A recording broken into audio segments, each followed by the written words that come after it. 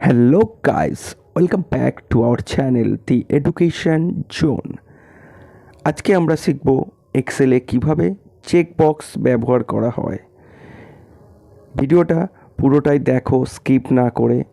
আর ভালো লাগলে অবশ্যই সাবস্ক্রাইব, শেয়ার, লাইক করতে কিন্তু ভুলবে না। তো লেটস স্টার্ট আওয়ার ভিডিও।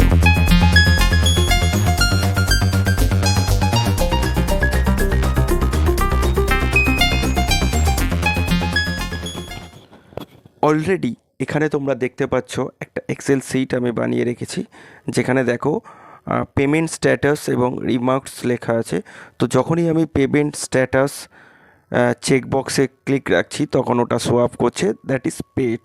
আবার যখন ক্লিক আমি সরিয়ে দিচ্ছি, দ্যাট ইজ পেন্ডিং।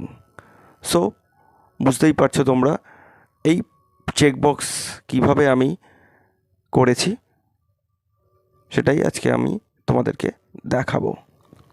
সো সবার প্রথম আমি এই যে চেকবক্স অলরেডি ক্রিয়েট করা আছে, এগুলোকে আমি প্রথমে রিমুভ করছি।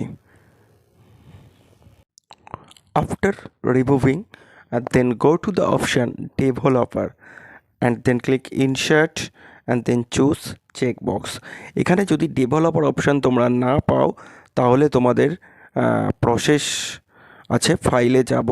ফাইলে যাওয়ার পরে অপশানে ক্লিক করব আমরা, that is Excel option, and then go to the customise ribbon and এখানে দেখে নিতে হবে ডেভেলপার অপশান। যদি আনচেক থাকে তাহলে আমাকে ক্লিক করে চেক করতে হবে অ্যান্ড দেন ওকে। তাহলেই কিন্তু সবাই তোমরা ডেভেলপার অপশান এখানে পেয়ে যাবে। সো আমি আবার ডেভেলপারে গেলাম, ইনসার্টে গেলাম, চেকবক্স নিলাম, নিয়ে জাস্ট পেমেন্ট স্ট্যাটাসের ঘরে আমরা সেলে ড্র করলাম।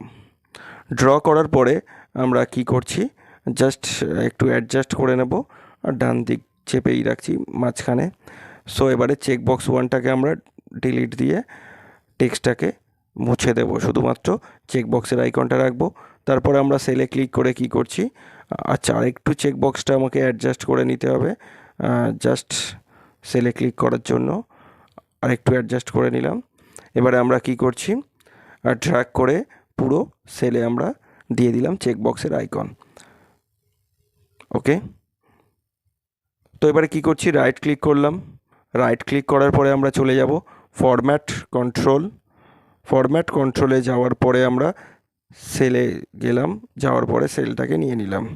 সেল লিঙ্ক আমরা ক্লিক করে দিলাম। এইভাবে আমাকে প্রত্যেকটা সেল কিন্তু সেল লিঙ্কটাকে আমাকে সেট আপ করতে হবে, যেটা আমাদের ম্যানুয়ালি করতে হবে। সো নেক্সট আমরা পরেরটাও করে নিলাম, রাইট ক্লিক করে। এই একইভাবে আমাদের কিন্তু সব সেলগুলো কিন্তু এইভাবে সেট করে রাখতে হবে।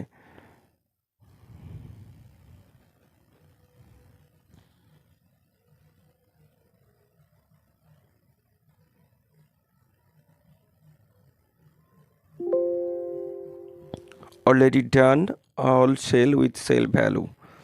সো দেখো যখনই এখানে ক্লিক করছি আমরা কোনো রেসপন্স দেখতে পাচ্ছি না, কারণ আমরা টেক্সট কালার আমাদের হোয়াইট নেওয়া ছিল, ওটাকে আবার আমরা ব্ল্যাক করে নিলাম, যাতে আমরা দেখো যখনই ক্লিক করছি ওখানে ট্যুর শো আপ করছে, আর যখন ক্লিক করছি না বা টিক মার্কস তুলে দিলাম তখন কিন্তু ফলস শো আপ করছে, ট্যুর ফলস। তো এই ট্যুর ফলসটাকে আমরা হাইড করার জন্য টেক্সট কালারটাকে হোয়াইটে রাখলাম।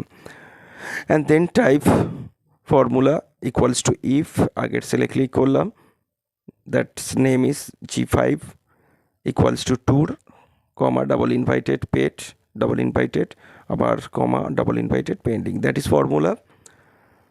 ওকে, and then press enter. Enter press করার পরে আবার ড্র্যাগ করে আমরা কি করলাম, নামিয়ে দিলাম। দেখো সবগুলো পেন্ডিং হয়ে আছে। আবার যখন টিক মার্কে ক্লিক করছি চেকবক্সে, সঙ্গে সঙ্গে দেখো পেড শো আপ করছে, আবার পেন্ডিং শো আপ করছে যখন টিক মার্ক তুলে দিচ্ছি।